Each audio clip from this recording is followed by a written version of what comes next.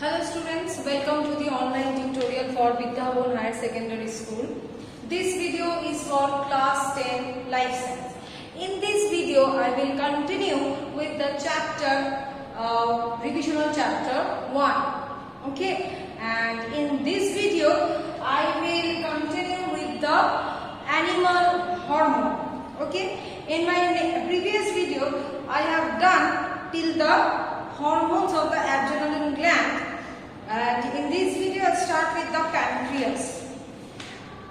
So pancreas. So our next endocrine gland is pancreas. First of all, pancreas is not only an endocrine gland, it is a mixed gland.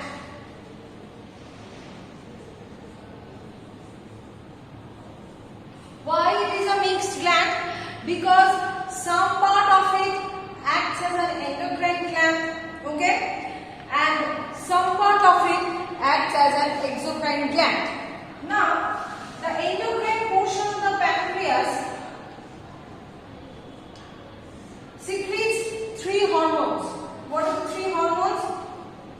Insulin, glucagon, and somatostatin.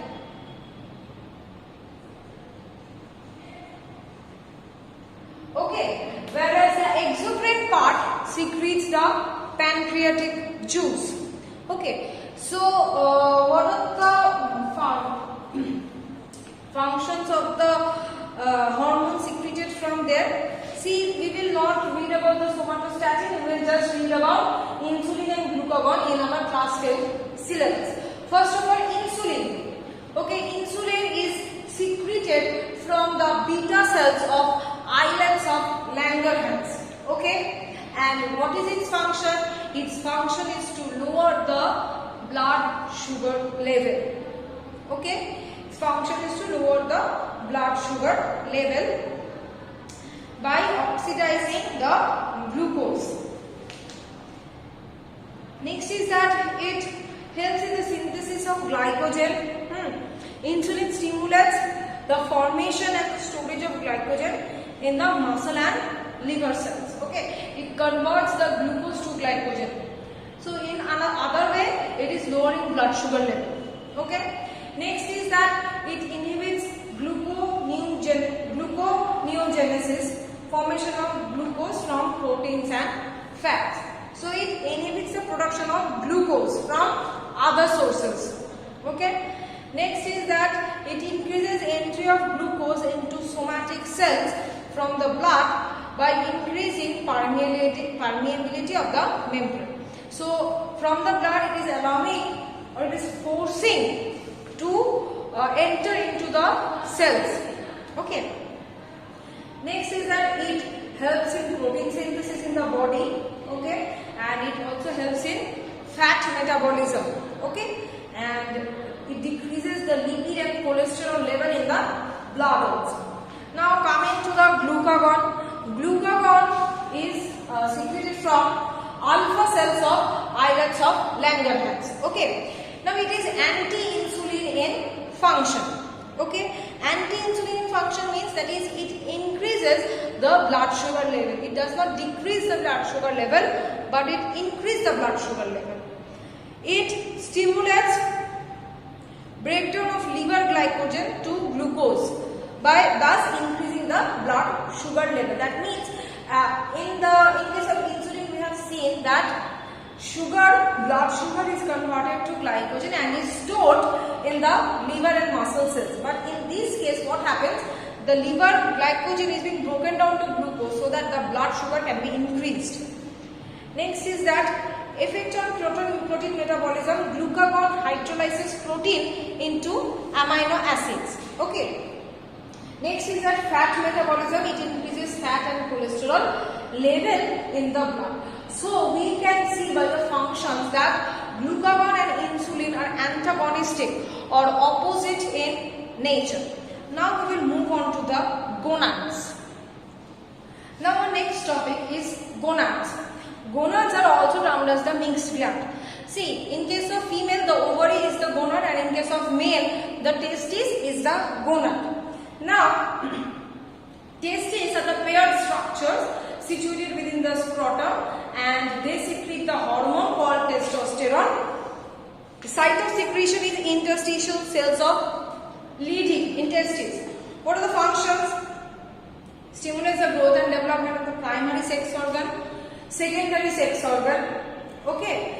It causes puberty, changes muscular growth, breaking of voice, hair on face, axial and chest, stimulates RBC production. Now coming to the ovary. Okay, it is the primary sex organ or gonad in the female body, and it releases two types of hormone. One is estrogen, another one is progesterone. Okay, and source of secretion or site of secretion for estrogen is Graafian follicle, chorionic villi, and adrenal cortical gland. What are the functions? It stimulates growth, development, and functional activities of both the primary and secondary sex organs. It regulates menstrual cycle and stimulates breast development, and also stimulates the deposition of fat in the body. Now coming to the progesterone. Progesterone site of secretion is corpus luteum, chorionic villi, and adrenal cortical gland. Functions: it, in presence of estrogen, stimulates the entire or full development of primary and secondary sex organs. Okay, it regulates the menstrual cycle and stimulates the development of breast. Progesterone helps in embedding of embryo, okay, in the uterus, and stimulates the development and maintenance of the pregnancy. So these are the characteristics of estrogen, progesterone, and testosterone. Now coming to the causes and symptoms of some common hormonal disease. First hormonal disease is dwarfism.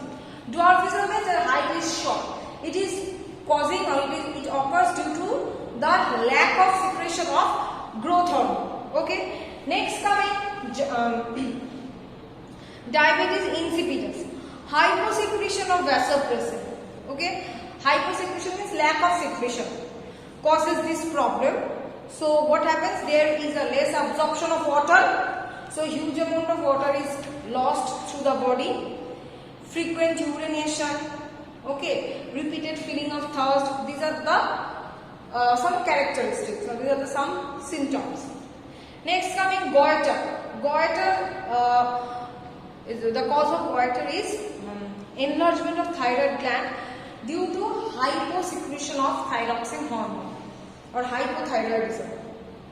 Okay.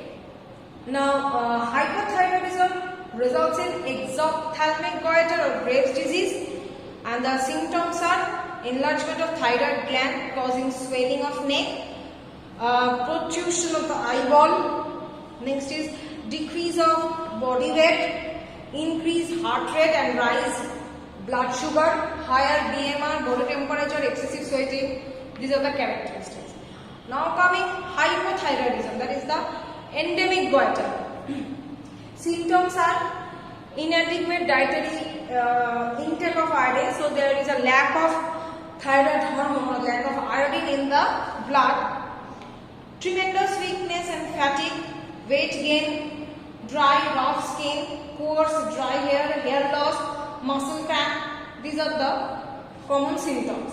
Now coming to the next disease, diabetes mellitus. It occurs due to hyposecretion of insulin. That means insulin production is less or insulin secretion is less. That is why blood sugar level cannot be controlled. Okay, increasing the blood sugar level. There are two types of diabetes mellitus. One is type 1 and one is type 2. Type 1 is due to the destruction of the pancreatic beta cells. So no insulin is produced. Okay, so it is called insulin dependent diabetes mellitus. As the pancreatic cells are damaged, so we have to take the insulin from the outside. So it is insulin dependent. Type 2 is called lifestyle diabetes. Okay, which is non-insulin dependent diabetes mellitus. 90% of the patients suffer from type 2 diabetes. Eating too much and exercise too little, obesity and high abnormal diet, eating food, high calorie food, okay, physical inactivity, sleep habits, wrong sleep habit, genetic inheritance, very high stress level. So these are the common causes. Symptoms: polyuria, that is frequent urination; polydipsia, that is frequent thirsty feeling; polyphagia, that means frequently feeling hunger; weight loss; fatigue and tired condition of the body; sensation of numbness in hands or feet; blurred vision. These are the common symptoms. Now, there are three types of gland: exocrine, endocrine, Meals gland. What is exocrine gland? The gland which secretes juice. Okay, any kind of juice like pancreatic juice, gastric juice. Okay. Endocrine gland means the ones those who secrete hormones, and Meals gland means the pancreas, those who play the part of both the endocrine as well as the exocrine gland. So there are some differences between endocrine and exocrine gland. You will read this: hormone enzyme, thyroxine, adrenaline, insulin, glucagon, diabetes mellitus, diabetes insipidus. All these differences please read from the book. Okay. So here I am completing this part of the chapter. Okay. In my next video I will continue with the fourth part of the chapter. Thank you.